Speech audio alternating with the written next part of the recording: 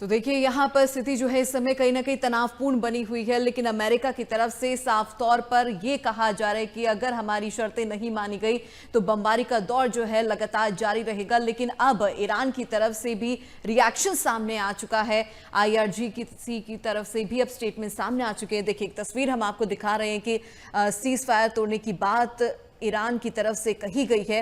Iran की 3 बंदरगाहों पर एक साथ भीषण हमला हुआ है सीज फायर के बीच, लेकिन अमेरिकी राष्ट्रपति डोनाल्ड ट्रंप का यह साफ तौर पर कहना है कि सीज फायर अभी टूटा नहीं है, लेकिन इसका जवाब किस तरीके से ईरान देगा यह देखना होगा। लेकिन चेतावनी साफ तौर पर ईरान की तरफ से दी जा चुकी है कि अमेरिका के हमलों का जवाब हम जरूर देंगे। तो देखिए अमेरिका जो है अपनी बात मनवाने की हर एक संभव कोशिश कर रहा है। 1500 जहाज जो है इस समय फंसे हुए हैं। बमबारी का दौर एक बार फिर से शुरू हुआ, हमले किए जा रहे हैं अमेरिका की तरफ से। और इसी पर ज्यादा चर्चा के लिए हमारे साथ खास मेहमान जुड़ गए हैं। जल्दी से आपका इंट्रोडक्शन उनका करवा देते हैं। तो group captain retired UK Devnath ji रक्षा विशेषज्ञ के तौर पर जुड़ गए हैं। सर बहुत बहुत स्वागत है MH1 न्यूज़ पर आपका। वहीं सुनील अनेजा जी हमारे साथ विदेश मामलों की जानकार जुड़ गए हैं। सुनील जी आपका भी बहुत बहुत स्वागत है MH1 न्यूज़ पर। नमस्कार। तो सबसे पहले इस चर्चा की शुरुआत मैं करना चाहूंगी यूके देवनाथ जी से। सर जैसे कि अब देखा जा रहा है कि अमेरिका की तरफ से सीज फायर के बीच में ये हमला किया गया है, 1500 जहाज भी इस समय फंसे हुए हैं और अमेरिका साफ तौर पर यह कह रहा है कि अगर हमारी बात नहीं मानी गई तो भविष्य में भी हमले का दौर यूं ही लगातार जारी रहेगा। तो अपनी बात मनवाने का क्या ये अमेरिका का सही तरीका है? आप क्या कहेंगे इस पर? जी हाँ, ईरान बार बार ये कह रहा है कि अमेरिका एक तरफ तो बातचीत करने का पेशकश करता है, लेकिन उसी के साथ साथ वो ईरान की कनपटी पर तमंचा पकड़कर बातचीत करने का ढोंग करता है। अब अमेरिका में डोनाल्ड ट्रंप कह रहे हैं कि उन्होंने अपनी तरफ से तो सीज फायर लागू कर दिया है। ये शायद उन्होंने मजबूरी में आके किया है, क्योंकि अमेरिका के कॉन्स्टिट्यूशन में लिखा हुआ है कि अगर 60 दिन से ज्यादा युद्ध करना है, 1 मार्च को ये युद्ध शुरू हुआ था तो 1 मई को 60 दिन हो गए, तो डोनाल्ड ट्रंप को 60 दिन के आगे युद्ध अगर लड़ना है तो अमेरिकन कांग्रेस से अप्रूवल लेनी पड़ेगी। उसमें उनको कुछ टेक्निकल दुविधा नजर आ रही है, इसलिए उन्होंने अपनी तरफ से थ्योरेटिकली तो सीज फायर का ऐलान कर दिया है, जिसका शायद सिर्फ इतना ही मतलब है कि फिलहाल अमेरिका ईरान की जो मेन लैंड है, मुख्य भूमि है, तेहरान के आसपास जो मिलिट्री गैरिजन्स हैं IRGC के, उस पर हमले नहीं करेगा। लेकिन अमेरिका क्या कर रहा है कि इसी बहाने चुपचाप स्टेट ऑफ हार्मुज से अपने 3 डिस्ट्रॉयर्स को निकाल रहा था। देखो अमेरिका के शिप्स जो हैं वो पर्शियन गल्फ में फंसे हुए हैं 3 महीने से, तो उनको भी तो जाना है, रिपेयर और मेंटेनेंस के लिए अमेरिका जाना है। और साथ में अमेरिका ने एक और कार्रवाई कर दी बड़ी कि एक ऑयल टैंकर जो कि अरब सागर से ईरान की तरफ जा रहा था, उसको भी रोक दिया, वापस भेज दिया। तो ईरान कह रहा है कि अमेरिका ऐसे तो दावा कर रहा है कि उसने सीज फायर कर दिया है, लेकिन अभी भी स्टेट ऑफ हार्मुज में अमेरिका जो है अपने डिस्ट्रॉयर्स को भेज रहा है। ईरान ने कहा है कि अगर स्टेट ऑफ हार्मुज में कोई भी इजरायली या अमेरिकन नेवी का शिप होगा तो वो उसको हमला करेगा। तो ईरान ने भी अपनी तरफ से छोटी छोटी जो फास्ट अटैक पेट्रोल बोट्स होती है उनको भेजा। ईरान ने भी अपनी तरफ से जो एंटी शिप मिसाइल्स हैं उससे अमेरिकन वॉरशिप पर वॉर किया।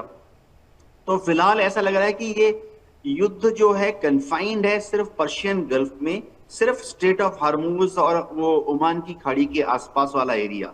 हम उम्मीद करते हैं कि बहुत जल्दी ही यह युद्ध थम जाएगा और अमेरिका और ईरान दोबारा से बात करेंगे। ईरान कह रहा है कि वह 5 मिनट में स्टेट ऑफ हार्मुज खोल देगा, बशर्ते पहले अमेरिका स्टेट ऑफ हार्मुज खोले। जी ठीक है सर। लेकिन एक चीज सर यहाँ पर मैं समझना चाहती हूँ। देखिए सीज फायर इस समय लागू है, जैसे कि आप जानकारी दे रहे हो, ट्रंप का भी ये साफ तौर पर कहना है, लेकिन टेक्निकली अगर देखा जाए तो ये सीज फायर का उल्लंघन है या फिर नहीं, किस तरीके से देखे से?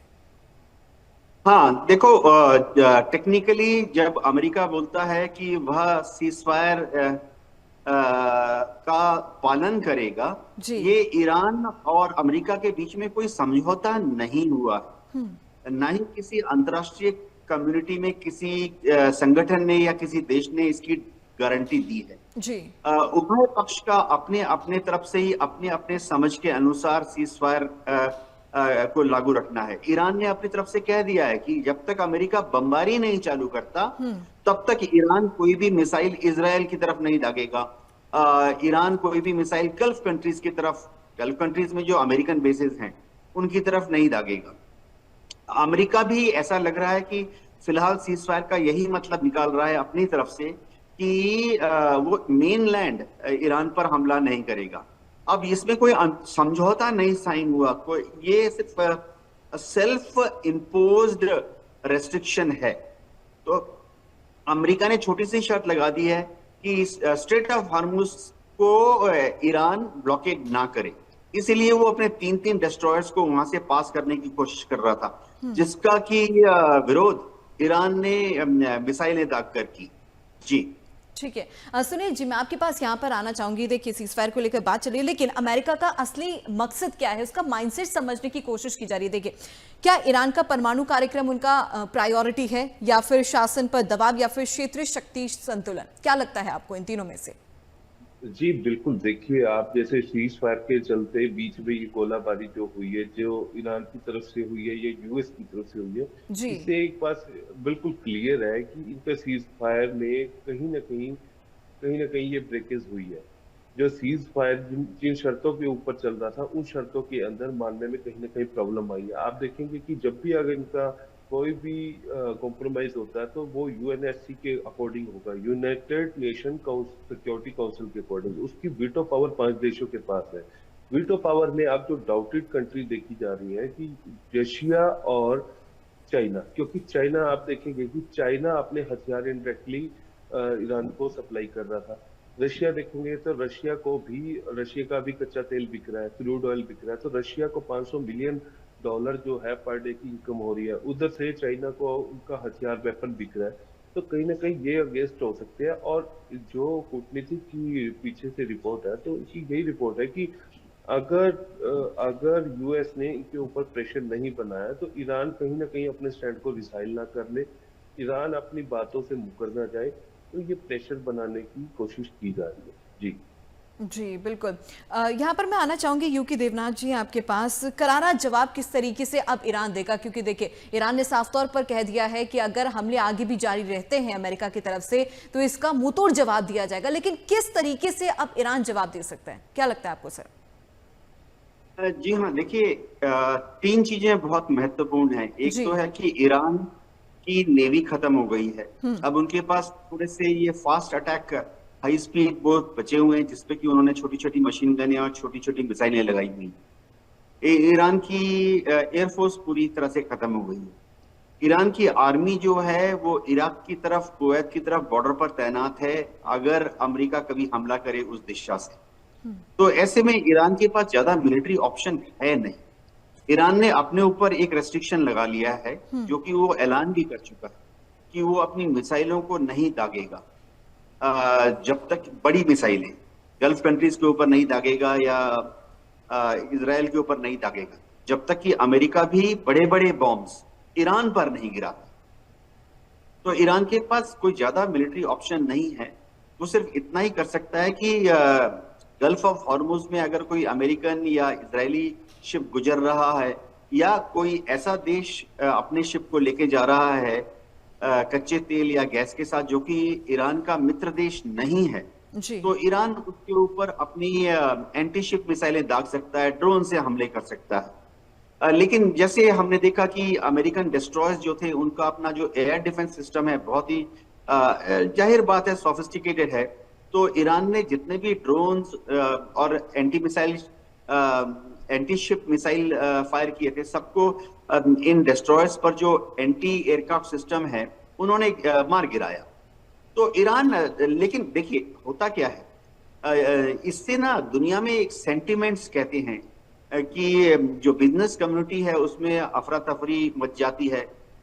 दुनिया भर के जितने बड़े बड़े ऑयल टैंकर्स हैं, गैस टैंकर्स की मालिक हैं, ऑपरेटिंग टैंकर्स की जो कंपनियां हैं, वो उस तरफ अपने टैंकर्स को भेजना बंद कर देती हैं।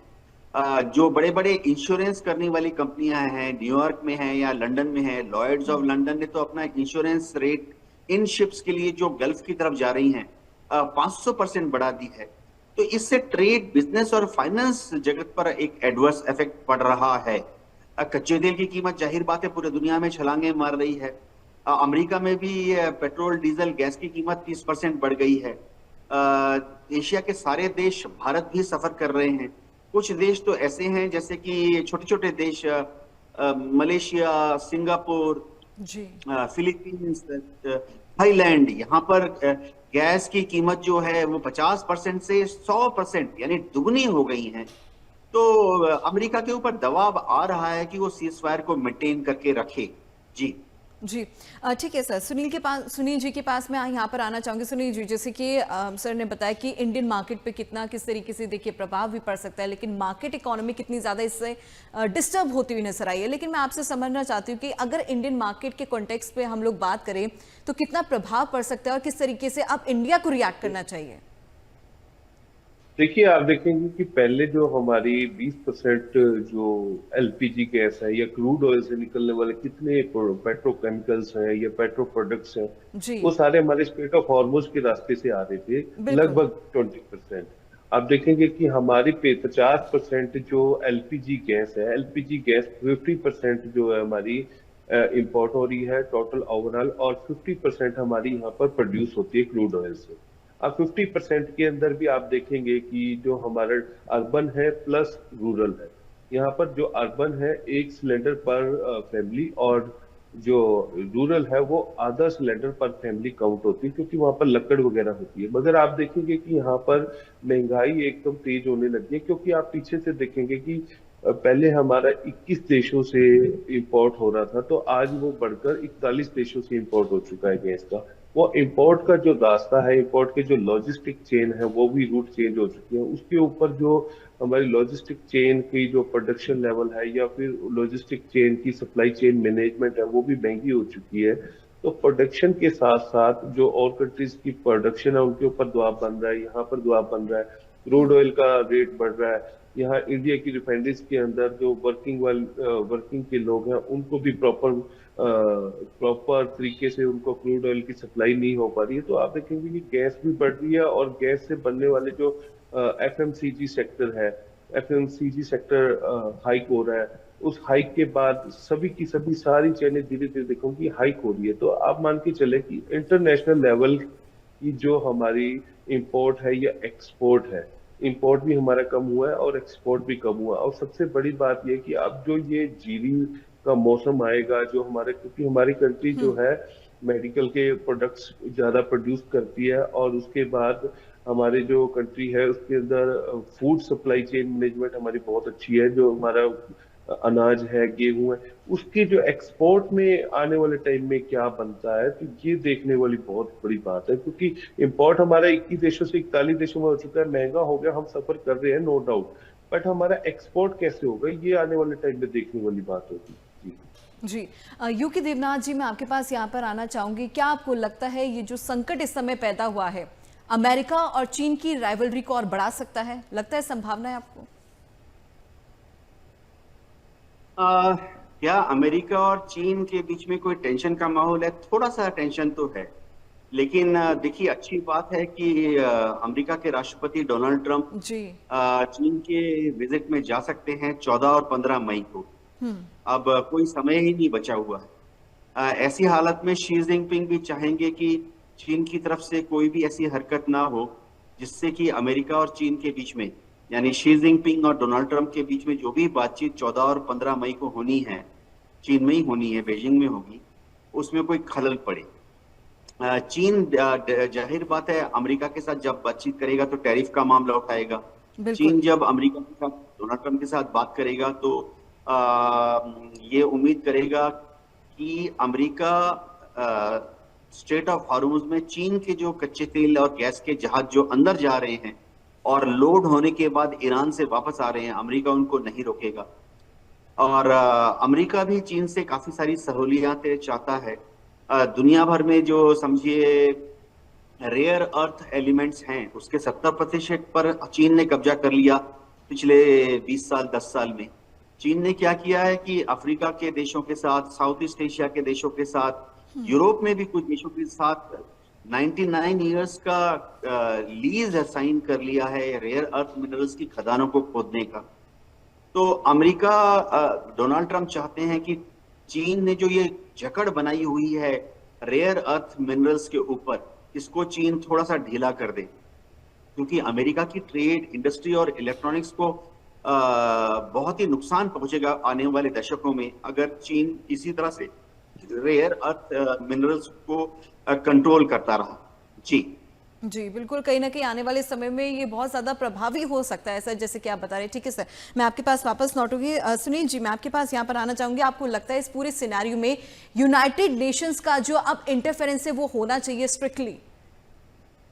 जी देखिए, जो भी रेजुलेशन पास होगा, जो भी जी टर्म्स एंड कंडीशंस पास होगी, वो यूनाइटेड नेशन सिक्योरिटी काउंसिल के अकॉर्डिंग होगी, क्योंकि फ्यूचर में ऐसे ऐसे एक्सपेक्ट्स को, ऐसे युद्ध को, ऐसे स्टेट ऑफ हॉर्मस की कंडीशन को वो दोबारा नहीं देखने चाहते, क्योंकि स्टेट ऑफ हॉर्मस के ऊपर अंतरराष्ट्रीय जल की कंडीशन जरूर रखी जाएगी ताकि वहां पे ट्रेड फ्री हो सके, ट्रेड के ऊपर कोई रेस्ट्रिक्शंस ना हो सके। इन्हीं बातों को लेकर यूनाइटेड नेशन सिक्योरिटी काउंसिल की इंस्ट्रक्शन को ध्यान में रखते हुए ही ये रेजुलेशन ड्राफ्ट होगा। जी जी बिल्कुल। यूके देवराज जी, सर मैं आपके पास यहाँ पर आना चाहूंगी। देखिए, क्या आपको लगता है अब जिस तरीके से सीज फायर का कहीं ना कहीं टेक्निकली कह सकते हैं सर इसको कि उल्लंघन किया गया है, लेकिन भविष्य में स्थिति और खराब हो सकती है, क्योंकि अमेरिका अभी भी अपनी बात को किसी भी कंडीशन पर मनवाएगा ईरान से, लेकिन ईरान जो है अभी भी बात मानने को तैयार नहीं है। स्थिति और खराब हो सकती है अमेरिका की तरफ से।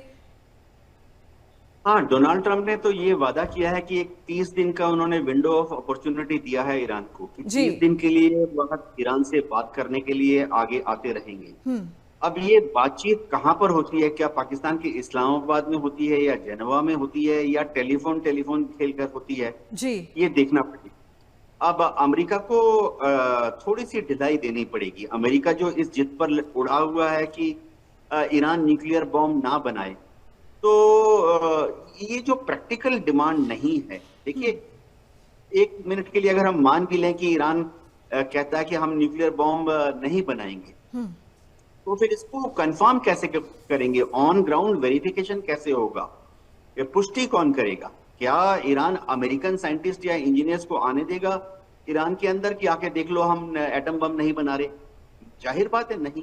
इस तरह से क्या ईरान इजराइल के इंजीनियर्स या इजराइल के न्यूक्लियर साइंटिस्ट को ईरान में आने देगा कि इजराइल के साइंटिस्ट आके चेक कर लें कि ईरान न्यूक्लियर बॉम्ब नहीं बना रहा? जाहिर बात है नहीं। तो कौन इसकी वेरिफिकेशन करेगा? एकमात्र जो ऑथराइज्ड एजेंसी है वर्ल्ड में जो कि न्यूट्रल मानी जाती है, क्योंकि यूनाइटेड नेशन के सुपरविजन में है, उन्हीं की एक संस्था है, वो है IAEA, international atomic energy agency. तो वही जा सकती है किसी देश में न्यूक्लियर चीजों को चेक करने के लिए। और ईरान तो बार बार कह रहा है कि वो IAEA को आने देगा बशर्ते अमेरिका और इजराइल बमबारी बंद करें, जो कि देखिए 2025 में पिछले साल इजराइल और अमेरिका ने 12 दिन तक बमबारी की थी जून के महीने में ईरान पर। उसके पहले जनवरी से लेकर जून तक 5 बार ईरान ने IAEA की टीम को पिछले साल 5 बार ईरान आने दिया था कि आके चेक कर लो हम न्यूक्लियर बॉम्ब नहीं बना रहे हैं। और IAEA ने क्या अपनी रिपोर्ट में कहा 5 बार कि उनको कोई प्रमाण नहीं मिला कि ईरान न्यूक्लियर बॉम्ब बना रहा है। हाँ, उनका यह अनुमान था कि शायद ईरान ने 400 किलो यूरेनियम को संवर्धित कर लिया है, हाईली एनरिच्ड कर लिया है। लेकिन अभी भी IAEA एकमात्र संस्था है जो कि ईरान घुस सकती है, क्योंकि न्यूट्रल है। ईरान ने कहा IAEA इज वेलकम अगेन, लेकिन उनकी एक छोटी सी शर्त है कि वो IAEA की जो टीम है उसमें कोई भी हो, भारतीय भी जा सकते हैं, यूरोपियन भी आ सकते हैं, लेकिन अमेरिका का कोई नहीं आएगा, इजराइल का कोई नहीं आएगा। तो मेरे ख्याल से अमेरिका को ये शर्त जो है अपनी कि ईरान यह लिख के दे दे कि बम नहीं बनाएगा, फिलहाल कुछ दिनों के लिए टाल देनी चाहिए। और स्ट्रेट ऑफ हॉर्मुज तो अगर अमेरिका ने खोला है तो ईरान ने भी कह दिया कि 5 मिनट में वो भी खोल देगा। जी बिल्कुल। अब देखते हैं सर क्या होता है आने वाले दिनों में। लेकिन सुनील जी, मैं आपसे एक चीज समझना चाहती हूँ, अगले 30 दिन की अगर हम लोग प्रिडिक्शन करें, वैसे तो संभावना क्या कुछ होगी ये देखना होगा, लेकिन एक अनुमान लगाया जा सकता है कि अगले 30 दिनों में किस तरह की स्थिति पैदा हो सकती है। क्योंकि देखिए, एक तरफ है बातचीत को लेकर अभी कोई भी हिंट नहीं मिल पा रही कि दोनों देश कब बातचीत करेंगे, इसको लेकर कोई संकेत नहीं है। दूसरा ये कि अमेरिका अपनी डिमांड्स बनवाने के लिए किसी भी हद तक जा रहा है, और इसका एग्जाम्पल हमने कल ही देख लिया। आपको क्या लगता है अगले 30 दिन कितने ज्यादा क्रिटिकल हो सकते हैं? देखिए, इनकी बातचीत होकर ही रहेगी। स्टेट ऑफ हॉर्मुज उनको खोलना पड़ेगा, क्योंकि आप देखेंगे कि इकोनॉमिक प्रेशर उसके ऊपर बहुत ज्यादा बना दिया गया है। ईरान के पास अब इकोनॉमी उसकी बिल्कुल ही नियर टू बैंकक्रप्ट है। उसके पास उसके जितनी भी एसेट्स थे वो सीज कर दिए गए। उनकी सारी की सारी जो इन्वेस्टर्स थे उनकी कंट्री के अंदर वो डिसइन्वेस्ट करने लग गए। उनकी मनी जो बाहर आउट ऑफ कंट्री थी वो भी डिसइन्वेस्ट होने लगी है। जो यूएस के पास थी उन्होंने पूरी रेस्ट्रिक्शंस लगा दी है, टैरिफ बढ़ा दिए। तो इकोनॉमिक वेपन के तौर पे यूएस ने उनके ऊपर बहुत ज्यादा प्रेशर बना दिया गया। आप देखेंगे कि जो वीटो पावर के 5 देश हैं, 5 देशों में अब चाइना से बात जब होती है तो उसके बाद सेटलमेंट होते ही आप देखना कि स्ट्रेट ऑफ हॉर्मुज के ऊपर बात जैसे ही उनकी क्लियर होगी, साथ ही साथ ईरान को भी आना पड़ेगा, क्योंकि ईरान को कोई स्पोर्टिव नेचर में पीछे दिख नहीं रहा है। आप देखेंगे कि ईरान की चाइना के ऊपर ही एलिगेशन लगाता है कि आप इनको अनऑथराइज्ड तरीके से सब वेपन को सप्लाई करना बंद कीजिए। ये डोनाल्ड ट्रंप की स्टेटमेंट थी। तो आज वही बात प्रूव हो रही है कि जब ये कॉम्प्रोमाइज के ऊपर बात आती है तो वीटो पावर के ऊपर पास भी रशिया प्लस चाइना का मेन रोल रह सकता है। और चाइना से बातचीत होने के बाद ही इनकी नेक्स्ट बातचीत सेटअप होगी, और उस सेटअप के अंदर स्टेट ऑफ हॉर्मुज जैसे इनकी सेटअप होती है, स्टेट ऑफ हॉर्मुज को पूरी तरह से खोल दिया जाएगा। जी यूके देवनाथ जी, मैं आपके पास यहाँ पर आना चाहूंगी। जैसे कि सर बता रहे हैं कि बातचीत भी होगी, होर्मुज को भी खोला जाएगा, और ये कहीं ना कहीं जरूर होगा, थोड़ा देरी से ही सही लेकिन होगा जरूर। लेकिन सर कैसे समझा जाए कि तनाव कम हो रहा है? कौन सी ऐसी घटना है जो हमें संकेत देगी? क्या लगता है आपको सर? हाँ देखो, पहले से तनाव तो बहुत कम हो चुका है, इसमें कोई शक नहीं है। जो सीज़फायर 8 अप्रैल से चल रहा है, 8 अप्रैल के बाद ना इजराइल ने ना अमेरिका ने ईरान पर बम गिराए, तो मेरे ख्याल से दुनिया भर में काफी रिलीफ है इस इंफॉर्मेशन को लेकर। अच्छा, दूसरी बात यह कि 8 अप्रैल के बाद से अभी तक ईरान ने भी कोई मिसाइल नहीं दागी है इजराइल की तरफ। ये भी बहुत बड़ा एक सेंटिमेंटल वैल्यू है। इसलिए आप देखेंगे कि इन दोनों खबरों को अगर ऐड कर दें तो शेयर मार्केट आस्ते आस्ते संभल रहा है। कच्चे तेल की कीमत जो कि $115 पर बैरल चली गई थी, वो भी आस्ते आस्ते खिसक कर 100 के नीचे आ गया है, $95 पर बैरल आ गया है। सबसे बड़ी बात है कि दोनों मुल्क कुछ हद तक बात कर रहे हैं, थोड़ी थोड़ी छोटी छोटी बात कर रहे हैं। इसमें दुनिया के देश कोशिश कर रहे हैं। बिल्कुल सर, दुनिया भर के देशों की जो निगाहें हैं वो इसी पर टिकी हुई है कि आखिरकार कब दोनों देश जो है शांतिपूर्ण तरीके से बातचीत करेंगे। लेकिन कहीं ना कहीं जैसे कि आप बता रहे हैं कि बातचीत जो है अभी भी लगातार जारी है, लेकिन देखना होगा सर कि इस बातचीत का कितना प्रभाव अब पड़ता है, कब तक इस युद्ध की समाप्ति होती है, क्योंकि हर कोई इस इंतजार में इसका जो खामियाजा है दुनिया भर के देशों को भुगतना पड़ रहा है। फिलहाल के लिए बहुत बहुत धन्यवाद सर, आप दोनों का हमारे साथ जुड़ने के लिए, इस खास चर्चा में और अपना वक्त देने के लिए।